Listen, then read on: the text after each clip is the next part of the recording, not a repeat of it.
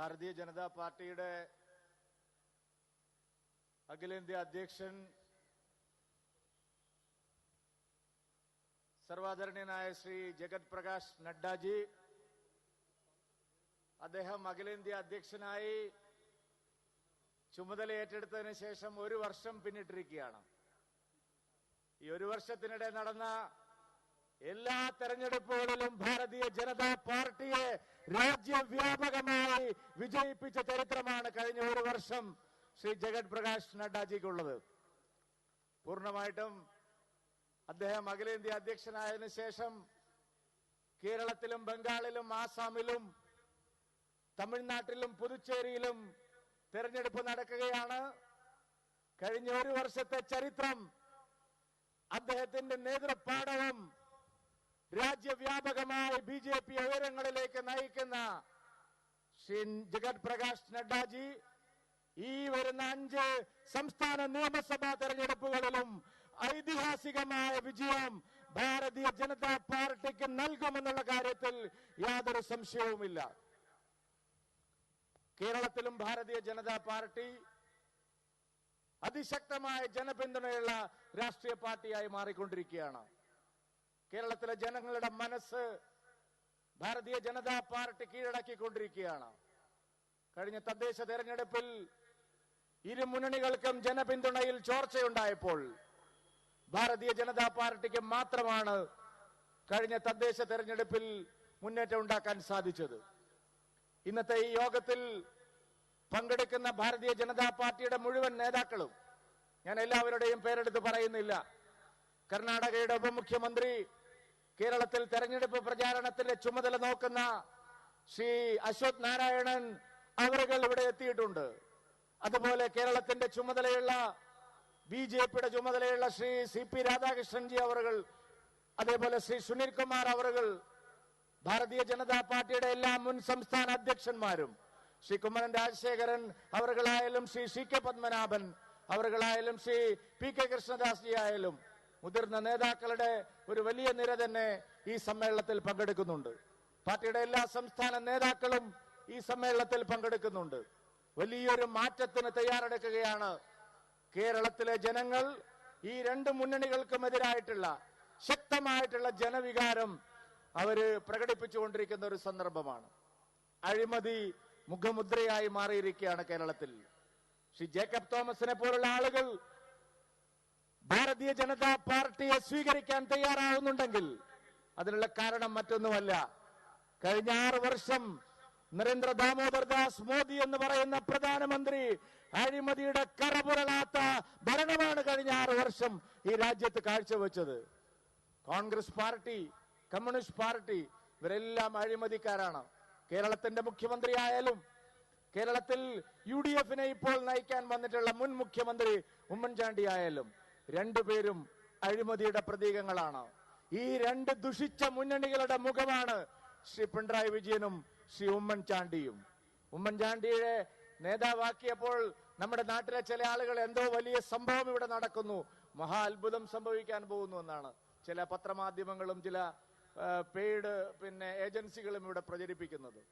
ഉമ്മൻചാണ്ടിയെ കോൺഗ്രസിന്റെ UDFന്റെ നേതാവാക്കിയത് ഏറ്റവും നല്ല കാര്യമാണ്. ഞങ്ങള് ഹൈക്കമാൻഡിനെ അഭിനന്ദിക്കുകയാണ്. ഉമ്മൻചാണ്ടിയെ പോലെ അഴിമതിക്കാരനായിട്ടുള്ള ഭരണയന്ത്രം ദുരുപയോഗപ്പെടുത്തിയിട്ടുള്ള ഈ നാട്ടിലെ ഏറ്റവും മുഖ്യമന്ത്രിയുടെ ഓഫീസ് ദുരുപയോഗപ്പെടുത്തിയിട്ടുള്ള ഒരാളെ പിണറായി വിജയനെ നേരിടാൻ ഒരേ കള്ള നാണയത്തിന്റെ 2 വശങ്ങൾ, അഴിമതിയുടെ അപ്പോസ്തലന്മാർ, അഴിമതിയുടെ രാജാക്കന്മാർ. ഒരാൾ സ്വർണ്ണക്കടത്താണെങ്കിൽ മറ്റൊന്ന് സോളാർ കടത്തായിരുന്നു. ഒരാൾ മുഖ്യമന്ത്രിയുടെ ഓഫീസിനെ ദുരുപയോഗപ്പെടുത്തി കള്ളക്കടത്തുകാർക്ക് പരവതാനി വിരിച്ചെങ്കിൽ കോൺഗ്രസിന്റെ മുഖ്യമന്ത്രി സോളാർ തട്ടിപ്പുകാർക്കും രാജ്യദ്രോഹികൾക്കും കള്ളക്കടത്തുകാർക്കും മുഖ്യമന്ത്രിയുടെ ഓഫീസ് ദുരുപയോഗപ്പെടുത്താനുള്ള അവസരമാണ് ചെയ്തു കൊടുത്തത്. കേരളത്തിലെ ജനങ്ങൾക്ക് ഈ 2 അഴിമതിക്കാരെയും തിരിച്ചറിയാനുള്ള ഒന്നാന്തരം അവസരമാണ് ഇപ്പോൾ ലഭിച്ചിരിക്കുന്നത്. അഴിമതിക്കെതിരായിട്ടുള്ള ശക്തമായിട്ടുള്ള മുന്നേറ്റമാണ് ഭാരതീയ ജനതാ പാർട്ടി ഈ നാട്ടിലെ ജനങ്ങളെ മുമ്പിൽ വെക്കുന്നത്. അതുകൊണ്ടാണ് ജേക്കബ് തോമസിനെ പോലുള്ള അഴിമതിക്കെതിരായ നിലപാടെടുക്കുന്ന ആളുകൾ എല്ലാവരും ഭാരതീയ ജനതാ പാർട്ടിയിലേക്ക് കടന്നു വരുന്നത്. വികസന വിരുദ്ധ രാഷ്ട്രീയമാണ് കേരളത്തിൽ, വർഗീയ രാഷ്ട്രീയമാണ് കേരളത്തിൽ. ഉമ്മൻചാണ്ടിയും പിണറായി വിജയനും കൈകാര്യം ചെയ്യുന്നത് വർഗീയ രാഷ്ട്രീയമാണ്, വോട്ട് ബാങ്ക് രാഷ്ട്രീയമാണ്. പാർശ്വവൽക്കരിക്കപ്പെട്ടവർക്കും പാവപ്പെട്ടവർക്കും നീതി നിഷേധിക്കപ്പെടുകയാണ് കേരളത്തിൽ. ഇതിനെതിരെ ശക്തമായിട്ടുള്ള ജനങ്ങളുടെ പ്രതിഷേധമാണ് ഭാരതീയ ജനതാ പാർട്ടിയും ദേശീയ ജനാധിപത്യ സഖ്യവും കേരളത്തിൽ കാഴ്ചവെച്ചുകൊണ്ടിരിക്കുന്നത്. ആ ജനവികാരത്തിന്റെ പ്രതിഫലനമാണ് ഭാരതീയ ജനതാ പാർട്ടിയെ രണ്ട് കൈയും നീട്ടി സ്വീകരിക്കാൻ കേരളത്തിലെ ജനങ്ങളെ പ്രേരിപ്പിക്കുന്നത്. കേരളം ഭാരതീയ ജനതാ പാർട്ടിക്ക് ബാലികേറ മലയല്ല എന്ന് തീരുമാനിക്കുന്ന തെരഞ്ഞെടുപ്പാണ് വരാൻ പോകുന്നത്. ആ തെരഞ്ഞെടുപ്പ് പ്രചാരണത്തിന്റെ ഔപചാരികമായിട്ടുള്ള തുടക്കമാണ് ശ്രീ JP നഡ്ഡാജിയുടെ 2 ദിവസത്തെ കേരള സന്ദർശനം. അതിന് തേക്കിൻകാട് മൈതാനിയിൽ നടക്കുന്ന ഈ മഹാസമ്മേളനത്തിൽ കേരളത്തിലെ ജനങ്ങളുടെ മുമ്പിൽ ഈ 2 മുന്നണികളുടെയും നിലപാടുകൾക്കെതിരായി ഭാരതീയ ജനതാ പാർട്ടിയുടെ വികസന അജണ്ട, നരേന്ദ്രമോദിയുടെ വികസന അജണ്ടയെ കുറിച്ച് നിങ്ങളോട് സംസാരിക്കാനാണ് JP നഡ്ഡാജി ഇവിടെ എത്തിയിരിക്കുന്നത്. അദ്ദേഹത്തിന്റെ സമയം കവർന്നെടുക്കാൻ ഞാൻ ആഗ്രഹിക്കുന്നില്ല. നിങ്ങൾ എല്ലാവരും കേൾക്കാൻ ആഗ്രഹിക്കുന്ന വാക്കുകൾക്കായി ഞാൻ വിടവാങ്ങുകയാണ്. നിങ്ങൾക്ക് നമസ്കാരം. ഭാരത് മാതാ കി. ഭരണത്തെ മറയാക്കി ഇരു മുന്നണികളും ഈ നാടിനെ ചൂഷണം ചെയ്യുകയാണ്. ഈ നാടിനെ അഴിമതിയിൽ മുക്കുകയാണ്. നമ്മുടെ കേരളം ഒരു അഴിമതി കേരളമാക്കി മാറ്റുവാൻ ഇടതു വലതു മുന്നണികൾ ശ്രമിച്ചുകൊണ്ടിരിക്കുമ്പോൾ ഒരു പുതിയ കേരളം സാധ്യമാവണം. ഒരു പുതിയ കേരളത്തിന്റെ സാക്ഷാത്കാരത്തിനു വേണ്ടി ഭാരതീയ ജനതാ പാർട്ടി നടത്തുന്ന അശ്രാന്ത പരിശ്രമത്തിൽ ഇതാ നമ്മുടെ പ്രിയപ്പെട്ട ദേശീയ അധ്യക്ഷൻ എത്തിച്ചേർന്നിരിക്കുന്നു. ഈ മഹാസമ്മേളനത്തിന്റെ ഔപചാരികമായ ഉദ്ഘാടനം നിർവഹിക്കുവാനാണ് നമ്മുടെ ദേശീയ അധ്യക്ഷൻ ശ്രീ JP നഡ്ഡാജി എത്തിച്ചേർന്നിട്ടുള്ളത്. അദ്ദേഹത്തിന്റെ വാക്കുകൾ നമുക്ക് ശ്രവിക്കാം. Shri നഡ്ഡാജി, we would like to invite you to inaugurate this Mahasammelanam and kick off our political campaign also.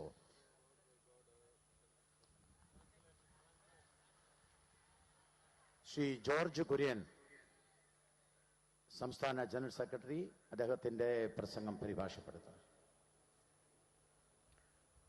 Our very dynamic and young and energetic President of Bharatiya Janata Party, Shri K. Surendranji, our in charge of Bharatiya Janata Party, Kerala State, ex-MP, Shri C.P. Radhakrishnan ji, Shri V. Sunil Kumar ji, the co-Prabhari of Kerala, Shri O. Rajgopala ji, our MLA and former minister, our very senior leader, Kummanam Rajshekharan ji, our former president, Shri C.K. Padmanabhan ji, former state president, Shri K.V. Sridharan ji, former state president, Ashwath Narayan ji, the deputy chief minister of Karnataka, Abdullah Kutty ji, the national vice president, and Shri George Jacob Thomas ji, who has recently joined the party, and my dear friends who have gathered here in large number at Thrissur, and we see the enthusiasm which we find in this public meeting, and my friends from the media, electronic media and print media. First of all, I would like to thank the people here who have come in such large number, a huge gathering, a colorful gathering. And also, I remember that in 2016, I had the opportunity in Vidhan Sabha election to come and address here in this very ground. The number and the enthusiasm which I find the difference. There is a sea change from 2016 to 2021, which I can see from your from this colorful meeting. I would also request the media persons to take a photograph of this colorful gathering, which is here present. And it shows that the people of Kerala have decided that in coming times they are going to show the change in the polity of Kerala. That is what I would like to say. കേരളത്തിന്റെ ചെറുപ്പക്കാരനും ഊർജ്ജസ്വലനുമായിട്ടുള്ള സംസ്ഥാന president Shri K Surendran, Kerala സംസ്ഥാന BJPയുടെ പ്രഭാരിയായിട്ടുള്ള M P Shri CP Radhakrishnan, അതുപോലെ തന്നെ സഹപ്രഭാരിയായിട്ടുള്ള Shri V Sunilkumar MLA, Shri Kummanam Rajasekharan, Shri CK Padmanabhan, Shri KV Sreedharan master, കർണാടകയുടെ ഉപമുഖ്യമന്ത്രിയായിട്ടുള്ള ശ്രീ അശ്വത് നാരായണൻ, ശ്രീ അബ്ദുള്ളക്കുട്ടി എന്ന പാർട്ടിയിൽ ചേർന്ന ബഹുമാന്യനായിട്ടുള്ള ജേക്കബ് തോമസ്, പ്രിയമുള്ള സുഹൃത്തുക്കളെ, ഞാൻ ആദ്യമായിട്ട് നന്ദി പറയുവാൻ ആഗ്രഹിക്കുകയാണ്. ഒരു ജനമഹാസമുദ്രം തന്നെ ഇവിടെ തടിച്ചുകൂടിയതിൽ, ഇത്രമാത്രം ജനങ്ങള് ഇവിടെ തടിച്ചുകൂടിയതിൽ ഞാൻ എൻ്റെ സന്തോഷവും അതുപോലെ തന്നെ ഞാൻ എൻ്റെ നന്ദിയും അറിയിക്കുകയാണ്. ആ ആവേശം എനിക്ക് മനസ്സിലാക്കുവാൻ സാധിക്കുന്നു. അതുപോലെ തന്നെ ഇവിടെ വന്നിരിക്കുന്ന മാധ്യമ പ്രവർത്തകരെ ഞാൻ അഭിവാദ്യം ചെയ്യുകയാണ്. ഇത്രമാത്രം ഈ കളർഫുള്ളായിട്ടുള്ള ഒരു ജനസഞ്ചയം, അത് മാറ്റമാണ് ഇവിടെ വിളിച്ചോതുന്നത്. 2016 അസംബ്ലി ഇലക്ഷനില് ഞാൻ ഇവിടെ ഇതേ മൈതാനത്ത് ഞാൻ വന്നിട്ടുണ്ട്. അന്നത്തെയും ഇന്നത്തെയും മാറ്റം എനിക്ക് മനസ്സിലാക്കുവാൻ സാധിക്കും. അത് തീർച്ചയായിട്ടും കേരള രാഷ്ട്രീയത്തില് വരാൻ പോകുന്ന മാറ്റത്തിന്റെ ദർശനമാണ് എന്ന് പറയുവാൻ ഞാൻ ആഗ്രഹിക്കുകയാണ്. ഇവിടെയുള്ള മാധ്യമ പ്രവർത്തകരോട് ഞാൻ അഭ്യർത്ഥിക്കുകയാണ്, ഈ ജനസമുദ്രത്തിന്റെ കളർഫുള്ളായിട്ടുള്ള ഈ മഹാജന സമുദ്രത്തിന്റെ ഫോട്ടോ നിങ്ങൾ എടുക്കണമെന്ന്.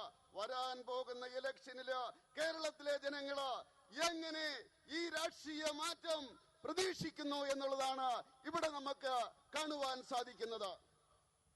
Friends, when I come to Kerala, which is God's own country, I pay my respects to Padmanabha Swami Temple, to Lord Ayyappa and Sabrimala Temple. I also pay my respects and I naman to Adi Shankaracharya, to Narayan Guru, and also the anciently Thrissur land, which is also known as Kailash of South India, the cultural capital of Kerala, the city which has the name of Lord Shiva, and the city where the veneration of Lord Krishna, the Guru Ayur temple. I pay my respects to all the gods and take energy, take strength from them for the welfare of the people of Kerala at large and the people of the country. Thrissur Puram, the festival which is celebrated in the month of April-May, an annual Hindu festival, certainly it gives an inspiration and it represents the ethos and the Indian culture. തീർച്ചയായിട്ടും ഈ കേരളത്തിൽ വരുന്ന അവസരത്തില്, ദൈവത്തിന്റെ സ്വന്തം നാട്ടില് വരുന്ന അവസരത്തിൽ ഞാൻ ആദ്യമായിട്ട് പോയത് തിരുവനന്തപുരത്ത് ശ്രീ പത്മനാഭ സ്വാമി ക്ഷേത്രത്തിലേക്കാണ്. അവിടുത്തെ അനുഗ്രഹം വാങ്ങിച്ചുകൊണ്ട് ഞാൻ അയ്യപ്പനെ നമിച്ചുകൊണ്ട്, ശബരിമല ക്ഷേത്രത്തെ നമിച്ചുകൊണ്ട്, അതുപോലെ ആദിശങ്കരന്റെ പുണ്യഭൂമിയെ നമിച്ചുകൊണ്ട്, ശ്രീനാരായണ ഗുരുവിന്റെ ഈ നാടിനെ നമിച്ചുകൊണ്ട്, ഈ തൃശ്ശൂർ എന്ന് പറയുന്നത് കൈലാസമാണ്, സൗത്ത് ഇന്ത്യയിലെ കൈലാസമാണ്. തീർച്ചയായിട്ടും ഈ ശിവന്റെ സാന്നിധ്യം, ആ ശിവഭഗവാന്റെ സാന്നിധ്യം ഈ ജനങ്ങളെ അനുഗ്രഹിക്കുന്നതാണ്. അതുപോലെ തന്നെ ഗുരുവായൂരിലെ ശ്രീകൃഷ്ണന്റെ ആ അനുഗ്രഹം തീർച്ചയായിട്ടും ഉണ്ടാകും. ഈ ദൈവങ്ങളുടെ എല്ലാം അനുഗ്രഹം ഏറ്റെടുത്തുകൊണ്ടാണ് ഇവിടെ വന്നിരിക്കുന്നത്. തൃശ്ശൂർ പൂരം തീർച്ചയായിട്ടും ലോക പ്രസിദ്ധമായിട്ടുള്ള പൂരമാണ്. ഏപ്രിൽ മാസത്തിൽ നടക്കുന്ന ആ പൂരം സാംസ്കാരിക തലസ്ഥാനമായിട്ടുള്ള ഈ തൃശ്ശൂരില് തീർച്ചയായിട്ടും നമ്മുടെ സാംസ്കാരിക പെരുമ വിളിച്ചുകൂടുന്ന ഈ ഭൂമിയില് നിന്ന് സംസാരിക്കാൻ ആഗ്രഹിച്ചതില് ഞാൻ വളരെയധികം സന്തോഷവാനാണ്. Friends, when I come to Kerala, I want to share with you that as far as the NDA government is concerned, led by our honorable dynamic Prime Minister Shri Narendra Modi ji, special attention and focus has been given to Kerala. And this I am not speaking just for the sake of speaking. I am here in Thrissur. The dream of digital India. The first district became the digital India. The first district of digital was Thrissur. That is what we have to understand. If I talk about the development part, 3,000 crore rupees have been spent for 450 kilometers long natural gas pipeline from Kerala's Kochi to Mangaluru. One nation, one grid. That also started from the land of Kerala, which we would like to understand. If I talk about in the field of petroleum, 16,000 crore rupees have been spent for the Bharat Petroleum Corporation refinery expansion complex in Kochi. That is, all the petroleum developments also started from Kerala, that we have to understand. If I talk about the infrastructure, I have been visiting Kerala from time to time. Now I see what change it has brought as far as national highway is concerned. And I can further assure you that foundation stone has been laid down for 6 mega projects, and 12,000 crore rupees are being spent, for which the foundation stone was laid on 13th of October. The Thalpadi 6-laning, the Changla 6-laning, the Nileshwaram 6-laning, the Thalli Peramba 6-laning, the Paloli Palam 6-laning, the Kozhikode bypass, the high-level bridge construction at Cheruthani River. All this has been undertaken under the dynamic leadership of Prime Minister Modi, and 12,000 crore rupees are being spent on this. If I talk about the plans to upgrade the connectivity of Bharatmala and the Sagarmala scheme, 119 kilometers port roads are being constructed.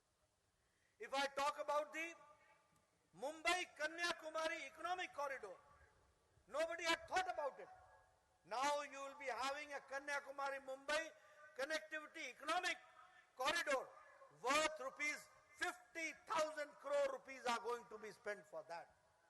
That means, under the dynamic leadership of Prime Minister Modi, mainstreaming is being done. That is what we have to understand. സുഹൃത്തുക്കളെ, കേരളത്തില് വരുന്ന അവസരത്തില് തീർച്ചയായിട്ടും നിങ്ങളോട് പറയുവാൻ എനിക്ക് അഭിമാനമുണ്ട്. കേന്ദ്രത്തിലെ നരേന്ദ്രമോദിയുടെ സർക്കാർ കേരളത്തിന് പ്രത്യേക പരിഗണനയാണ്, പ്രത്യേക ശ്രദ്ധയാണ് നൽകുന്നതെന്ന് പറയുവാൻ ആഗ്രഹമുണ്ട്.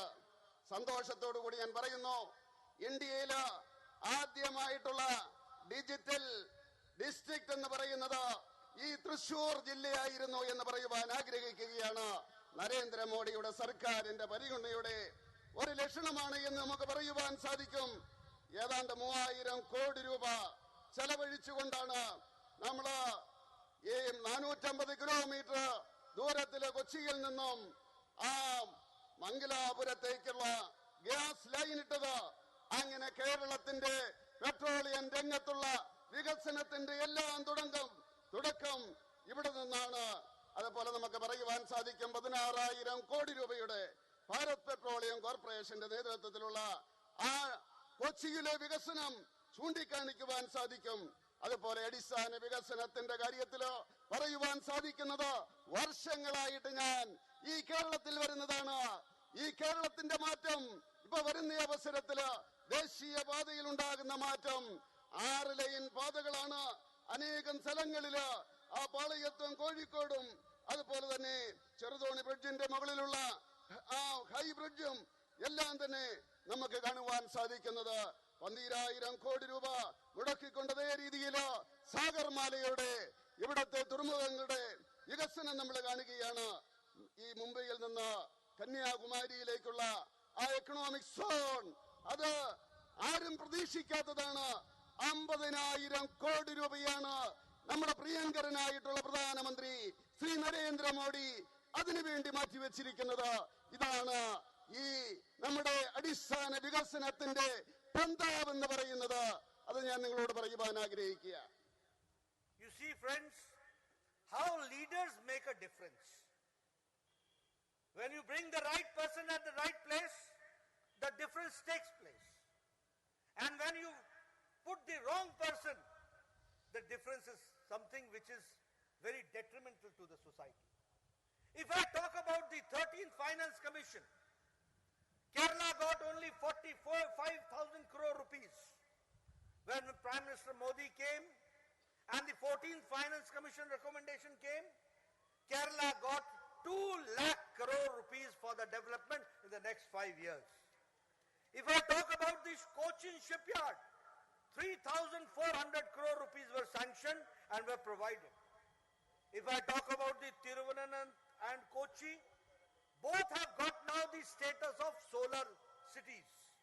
If I talk about, there are 17 cities which are linked with Amrit Nagar, and there are 17 food parks which are coming up in this land of God's own country, that is Kerala. If I talk about the schemes, Jan Dhan Yojana, Prime Minister Mrs. Indira Gandhi had said in 1971 that when banks will be nationalized, the poor people will get the advantage of it. It was said in 71 and 72, and you will be astonished that after 2014, before 2014, only less than 3 crore people had the bank accounts. But when Prime Minister Modi became the Prime Minister, he offered that you should open the Jan Dhan account, and the account should be opened with zero. Do not put any money, but just open an account. And you will be happy to note that now Jan Dhan account has got 40 crore accounts in the, and that is the difference which has been made. And you will be happy to note that during COVID times, Prime Minister Modi transferred 500 rupees for 3 months during the lockdown period to 20 crore women, and women empowerment was done, and it was directly dispersed through this Jan Dhan Yojana. You should understand how now the digital India is working. There was no postman, there was no post office. Everything was locked down. But 20 crore women got. And here in Kerala, I am happy to say that in 40 crores, approximately 47 lakh Kerala people got the account, and it was transferred to their account. That is what we have to understand. If I talk about gas connections, 8 crore gas connections were given, and 2.5 beneficiaries are the women from Kerala. That is what we have to understand. This is the empowerment of Kerala women. 2.5 lakh getting the gas connections. If I talk about the LED bulbs being distributed, 36 crores were distributed throughout the country, and 1 crore 54 lakhs was distributed in Kerala.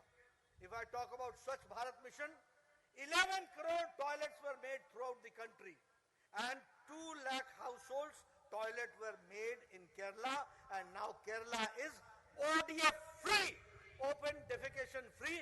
That is what we have to understand. When I say 2 lakh toilets, that means that before 2014 there were families where 2 lakh families did not have toilets.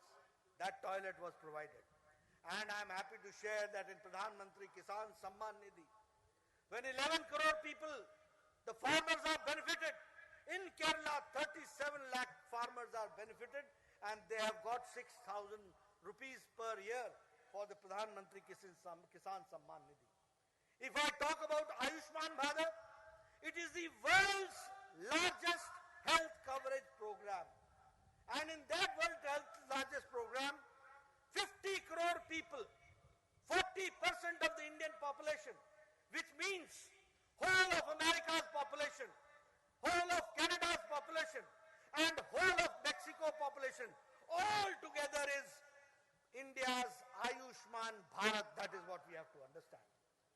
And 5 lakh rupees annual health coverage is given to 50 crore people. More than 1.5 crore people have benefited. More than 17,000 crore rupees have been spent. And who are these people? Poor people. The rickshaw chalak, the auto driver, the taxi driver, the maid servant, the rag picker, the driver, all common man, they are getting now, 50 crore people are getting 5 lakh health coverage annually. ഈ കേരളത്തിൽ വരുന്ന അവസരത്തിൽ തീർച്ചയായിട്ടും എനിക്ക് നിങ്ങളോട് പറയുവാനുള്ളത് നേതാക്കന്മാരുടെ ഗുണങ്ങളെ പറ്റിയാണ്. നല്ല നേതാക്കന്മാരെ നല്ല സ്ഥലങ്ങളിൽ ഇരുത്തി കഴിഞ്ഞാൽ അതിൻ്റെതായിട്ടുള്ള ഗുണമുണ്ടാകും. നിങ്ങളൊരു കാര്യം മനസ്സിലാക്കണം, 13ാം ധനകാര്യ കമ്മീഷൻ ഏതാണ്ട് 4500 കോടി മാത്രമാണ് കേരളത്തിന് വേണ്ടി നീക്കിവെച്ചതെങ്കിൽ 14ാം ധനകാര്യ കമ്മീഷൻ നരേന്ദ്രമോദി വന്നതിന് ശേഷമുള്ള 14ാം ധനകാര്യ കമ്മീഷൻ 2 ലക്ഷം കോടി രൂപയാണ് കേരളത്തിന് വേണ്ടി മാറ്റിവെച്ചത്. അതുപോലെ തന്നെ കൊച്ചിയിലെ ഷിപ്പ്യാർഡിന് വേണ്ടി 3400 കോടി രൂപയാണ് മാറ്റിവെച്ചത്. 17 നമ്മുടെ പട്ടണങ്ങള് അമൃത് പദ്ധതിയുടെ കീഴിൽ വന്നു. ഈ കൊച്ചു കേരളത്തില് 17 ഫുഡ് പാർക്കുകളാണ് വരാൻ വേണ്ടി പോകുന്നത്. അങ്ങനെയുള്ള മാറ്റങ്ങളാണ് ഈ കേരളത്തിന് വേണ്ടി ചെയ്തിരിക്കുന്നത്. അതുപോലെ തന്നെ നമുക്കറിയുവാൻ സാധിക്കും, സ്ത്രീ ശാക്തീകരണത്തിന്റെ കാര്യം 1971-72 കാലഘട്ടത്തില് ശ്രീമതി ഇന്ദിരാഗാന്ധി പറഞ്ഞു, ബാങ്കുകള് ദേശസാൽക്കരിക്കുവാൻ പോകുകയാണ്, വലിയ മാറ്റമുണ്ടാകുമെന്ന് പറഞ്ഞു, ജനങ്ങൾക്ക് അക്കൗണ്ടുകൾ ഉണ്ടാകുമെന്ന് പറഞ്ഞു. പക്ഷെ എന്താണ് സംഭവിച്ചത്?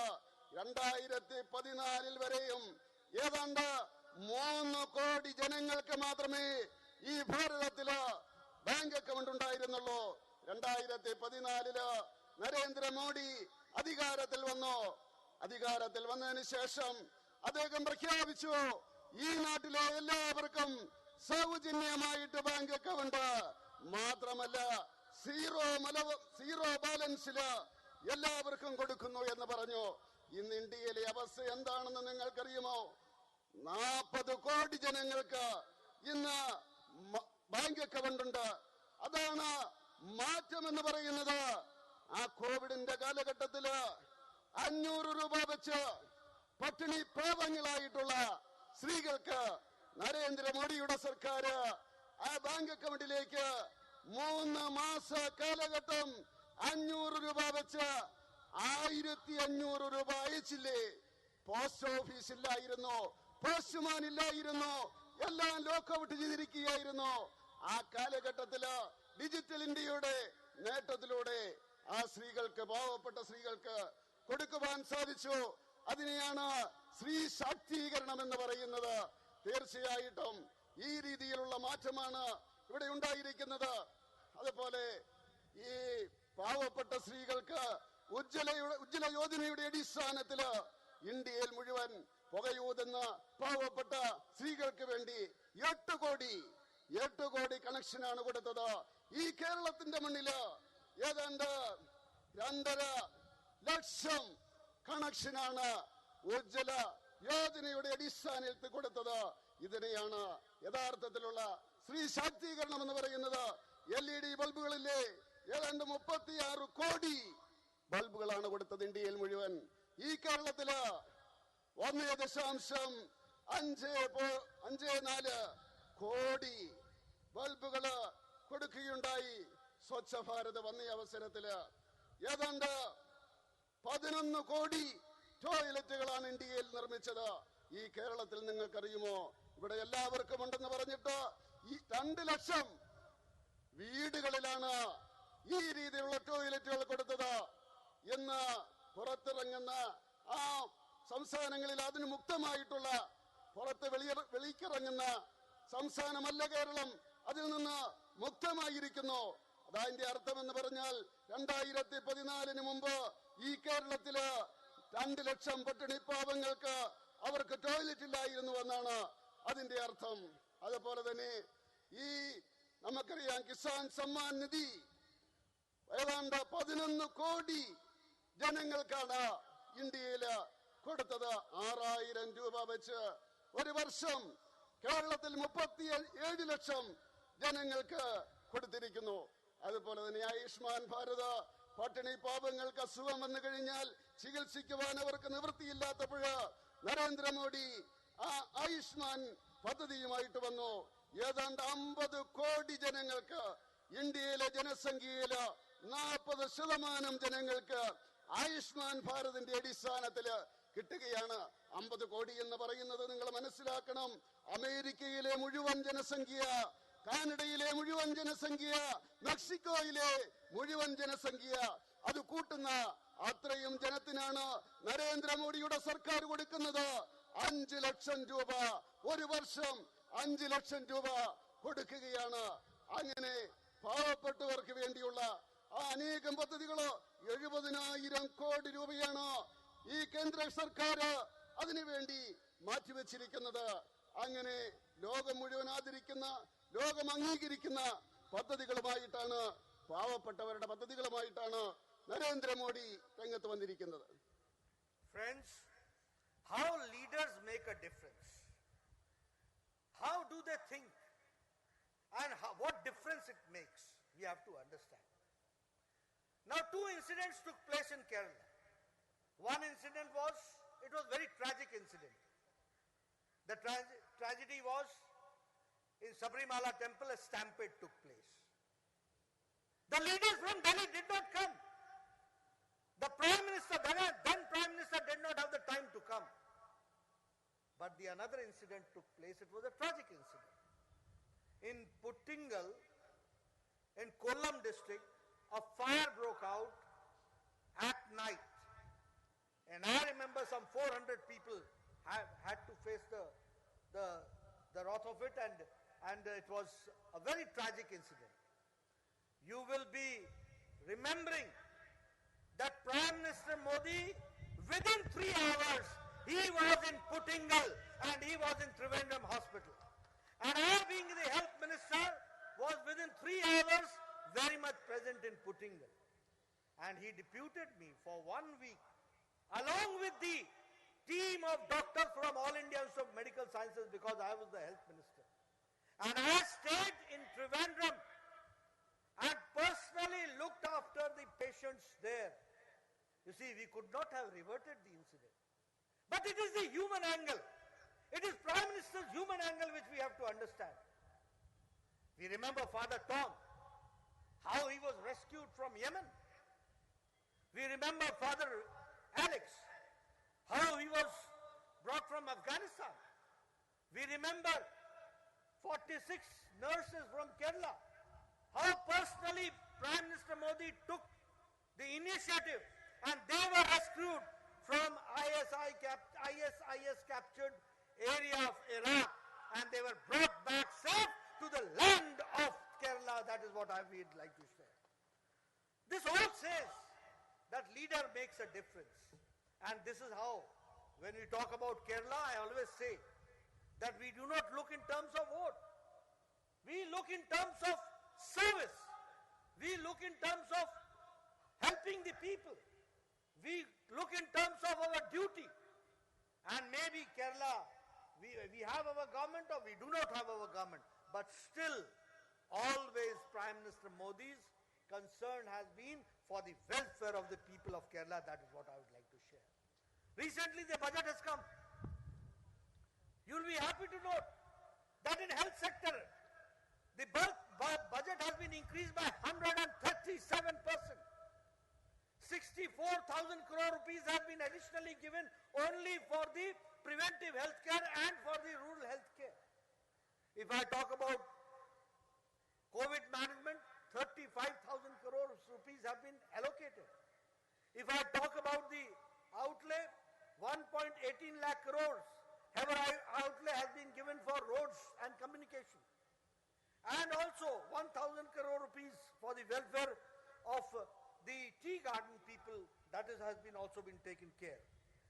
The same way, the priority has been drinking clean water, and for that also 2,87,000 crore rupees have been allocated.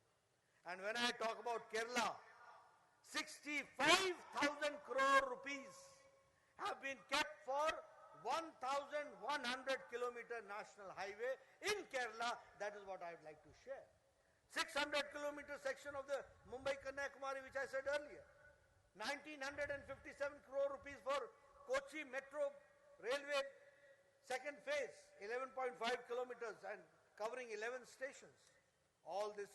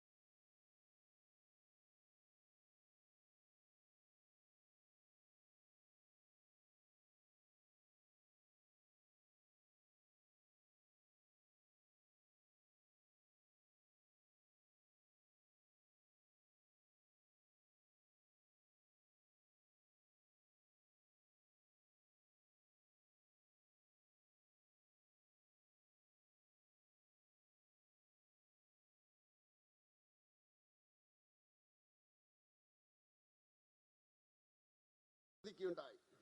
Friends, but I'm sorry to share with you that when Prime Minister Modi and NDA government is doing so much for Kerala, the leaders and the political parties in Kerala has brought a bad name to Kerala.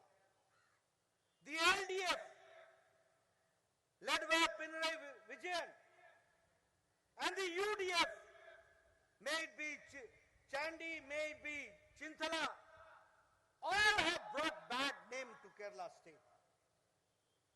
It's full of corruption. Full of corruption. The whole state machinery is deep into corruption. Rampant corruption is going on. One chief minister has got love and affection for gold. The other chief minister delivered and derived energy from solar. Both of them, their passion, one had a passion for solar energy and the another has got passion as well as liking for gold. I'm sorry to say, it has given a very bad name to the state. And the common thing is that in both the corruption and scam and scandals, the shadow of women is there. The shadow of women is there. It's not only corruption of money. It is more than that. Few names have come up, few names have not come up.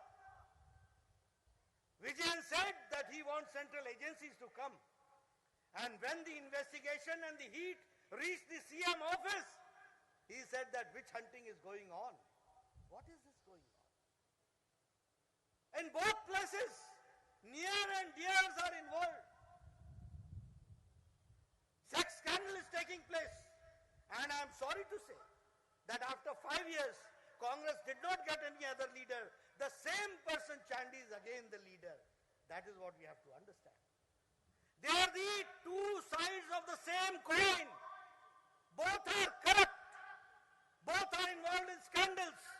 May it be K-phone scandal, may it be e-mobility scandal, may it be KII, FBI scandal, gold smuggling scandal. And if I talk about UDF, may it be scandal of related to solar. And there was one bridge. And about that bridge also I would like to speak. That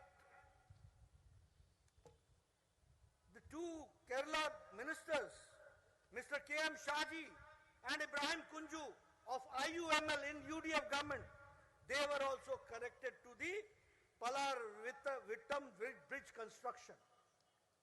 So it is all hand in glove. The Speaker of the present Vidhan Sabha, Shri Ramakrishnan, is also involved and the constitutional posts are being jeopardized and are being brought to disgrace. All this has to be understood. And not only that, by passing a resolution against the Comptroller and Auditor General, the present government is trying to attack the constitutional authorities of the state. They are trying to attack the constitutional authority of the state. This speaks volume about what is happening in LDF and UDF. Both are brothers. And understand one thing, in this ensuing elections, both will fight each other in Kerala. And at the same time in West Bengal, Congress and CPM will go hand in hand to fight Bharatiya Janata Party. It is a bankruptcy of ideology. It's an ideological bankruptcy. They don't have any ideology. There is only one ideology, that is power, to get power. Hungry for power. There is no ideology. Here they are fighting each other. They will be fighting each other. And remember, when it comes to Bharatiya Janata Party, when it comes to Kamalam, there will be a fixed match. Both will join hands to see that Bharatiya Janata Party loses. But I must assure you, I find that there is a change in the people of Kerala. They are going to see to it that they are brought down brought ahead and we will be successful. That is what I'd like to share with you. ഈ കേരളത്തില് ഇവിടുത്തെ നേതാക്കന്മാർ LDF-ന്റെയും UDF-ന്റെയും നേതാക്കന്മാര് ഈ ദൈവത്തിന്റെ സ്വന്തം നാട്ടിലേക്ക് ചീത്തപ്പേരുണ്ടാക്കുകയാണ്. LDF Pinarayi വിജയന്റെ നേതൃത്വത്തിലുള്ളത്, UDF ഉമ്മൻചാണ്ടിയുടെ നേതൃത്വത്തിലുള്ളത്. ഇവർ രണ്ടുപേരും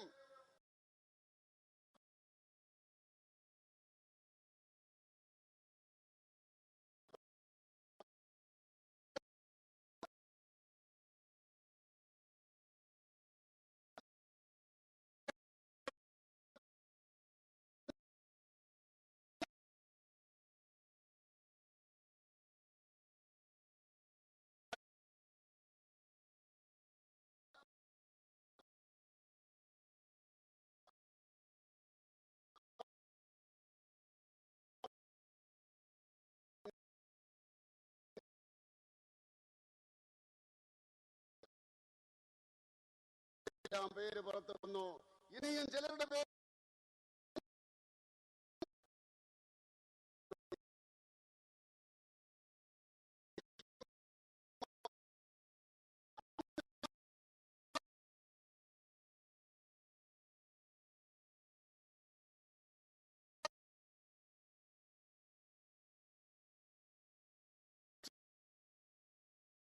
കേട്ട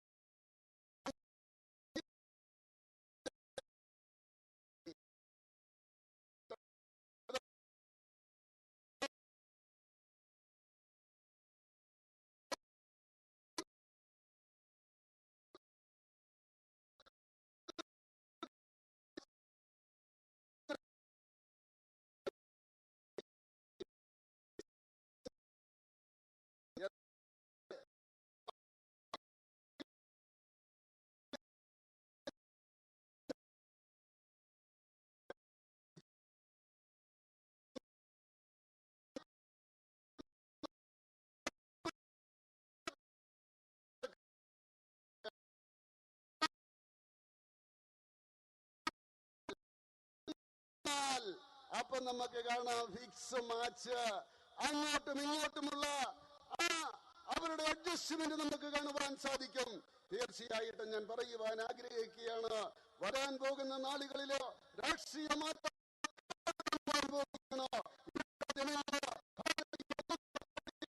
അനുകൂലമായിട്ട് ചിന്തിക്കുകയും ഭാരതീയ ജനതാ പാർട്ടിക്ക് അനുകൂലമായി ചെയ്യുന്ന ഒരു രാഷ്ട്രീയ മാറ്റമായിരിക്കും വരാൻ പോകുന്ന നാളുകളിൽ നമുക്ക് കാണുവാൻ സാധിക്കുന്നത്.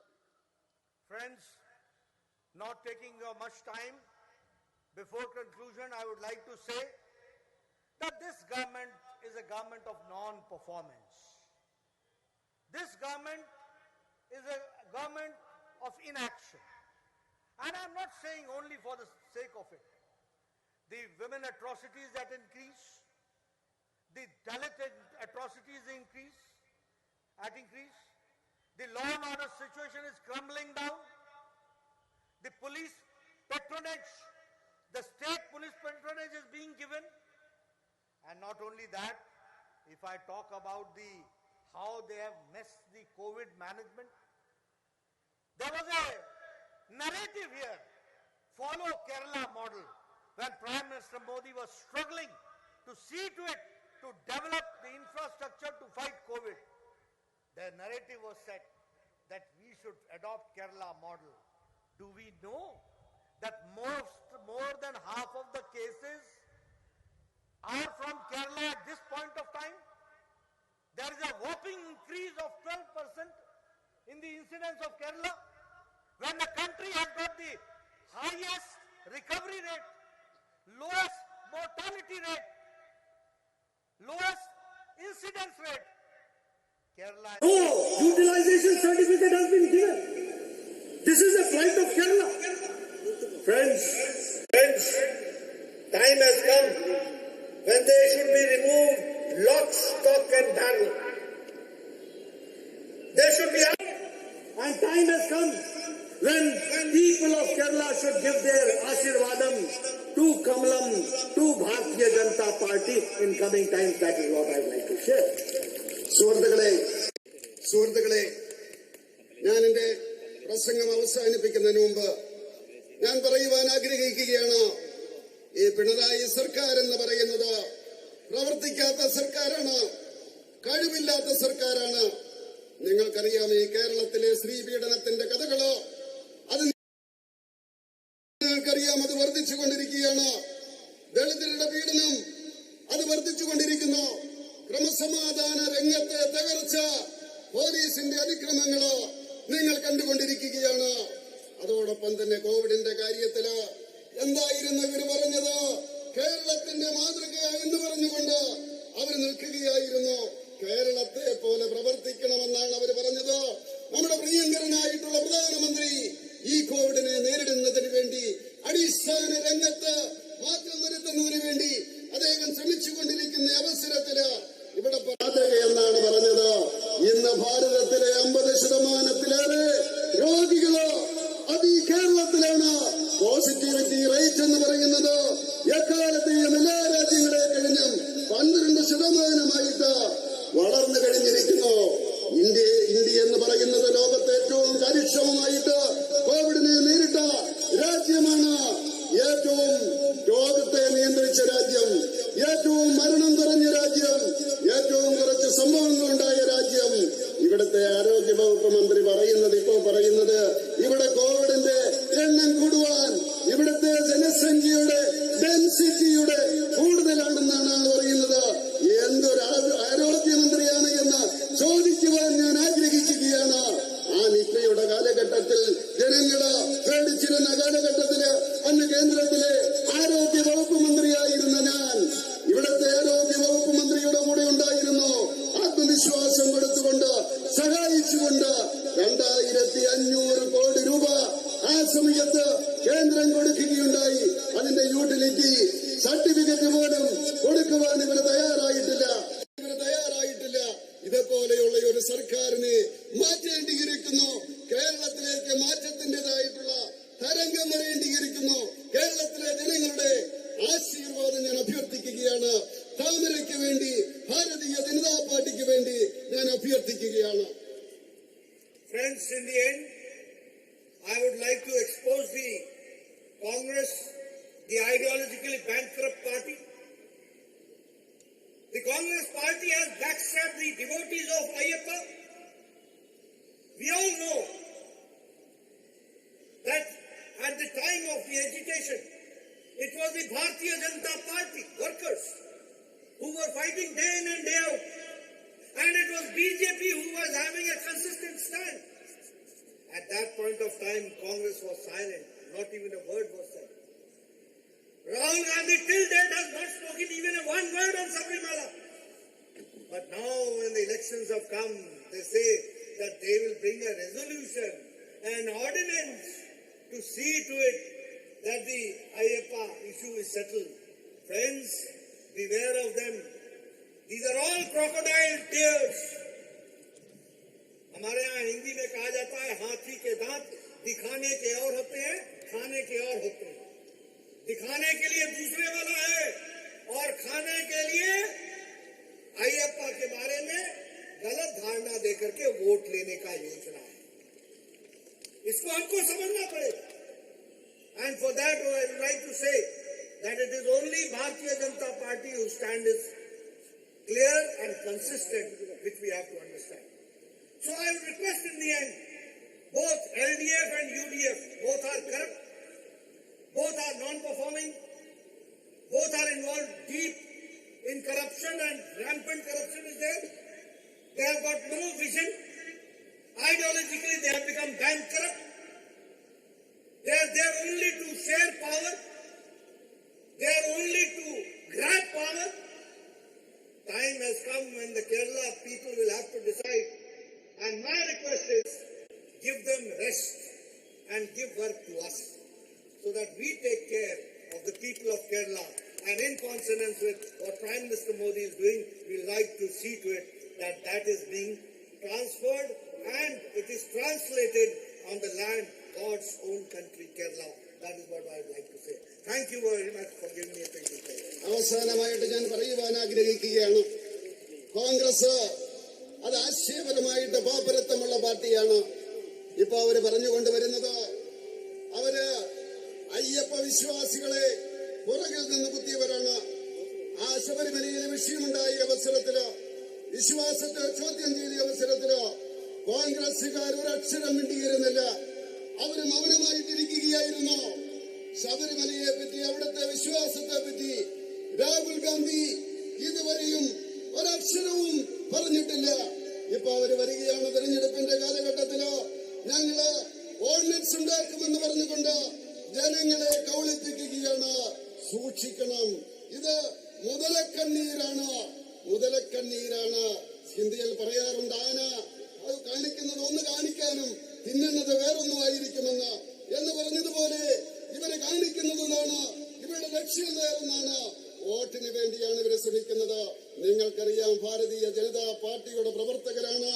ആ ശബരിമലയുടെ കാര്യത്തില് ശക്തമായിട്ട് രംഗത്തിറങ്ങി ആ പീഡനങ്ങള് ഏറ്റുവാങ്ങിക്കൊണ്ട് വിശ്വാസികൾക്ക് ഒപ്പം നിന്നത് ഭാരതീയ ജനതാ പാർട്ടിയാണെന്നറിയാം. ഇവിടുത്തെ ഭാരതീയ ജനതാ പാർട്ടിയുടെ പ്രവർത്തകരുടെ ആ കഷ്ടപ്പാട് ജനങ്ങൾ മനസ്സിലാക്കിയതാണ്. ഈ കോൺഗ്രസും അതുപോലെ തന്നെ UDF അതുപോലെ തന്നെ LDF അവര് അഴിമതിയുടെ മുഖങ്ങളാണ്, കാര്യക്ഷമതയില്ലാത്തവരുടെ മുഖങ്ങളാണ്, വീക്ഷണമില്ലാത്തവരാണ്, ആശയപരമായിട്ട് പാപ്പരത്വമുള്ളവരാണ്. അവരുടെ ഒരേ ലക്ഷ്യമേ ഉള്ളൂ, അധികാരം പിടിച്ചെടുക്കുക, എങ്ങനെയും അധികാരം പിടിച്ചെടുക്കുക എന്നുള്ളതാണ് അവരുടെ ലക്ഷ്യം. തീർച്ചയായിട്ടും സമയം വന്നിരിക്കുന്നു, മാറ്റത്തിൻ്റെതായിട്ടുള്ള സമയം വന്നിരിക്കുന്നു. എനിക്ക് നിങ്ങളോട് പറയാനുള്ളത്, രണ്ട് കൂട്ടരെയും വിശ്രമത്തിന് വിടുക. LDF-നെയും UDF-നെയും വിശ്രമിക്കാൻ വിടുക. അധികാരത്തിന്റെ ചെങ്കോല് ഭാരതീയ ജനതാ പാർട്ടിക്ക് കൊടുക്കുക. രാജ്യസ്നേഹത്തിന്റെ അതുപോലെ തന്നെ ജനക്ഷേമത്തിന്റെ പദ്ധതികള്, പാവപ്പെട്ടവരുടെ ശാക്തീകരണത്തിന്റെ പദ്ധതികള് അത് ഈ കേരളത്തില് ദൈവത്തിന്റെ സ്വന്തം നാട്ടിലും നടപ്പിലാക്കുന്നതിന് വേണ്ടി ഭാരതീയ ജനതാ പാർട്ടിക്കും താമരയ്ക്കും അനുകൂലമായിട്ട് ചിന്തിക്കണമെന്ന് അഭ്യർത്ഥിച്ചുകൊണ്ട് ഞാൻ എന്റെ വാക്കുകൾ ഉപസംഹരിക്കുന്നു. നന്ദി, നമസ്കാരം. Thanking you, Nadda ji, for the vision you brought forward. Surely, it has been an enriching moment of political mentioning and the new approach of Mission Kerala, the war for development and the war against corruption. ഈ മഹാസമ്മേളനത്തിൽ നന്ദി പറയുവാൻ വേണ്ടി ജില്ലാ general secretary Shri Ullas ബാബുവിനെ ക്ഷണിച്ചോളൂ.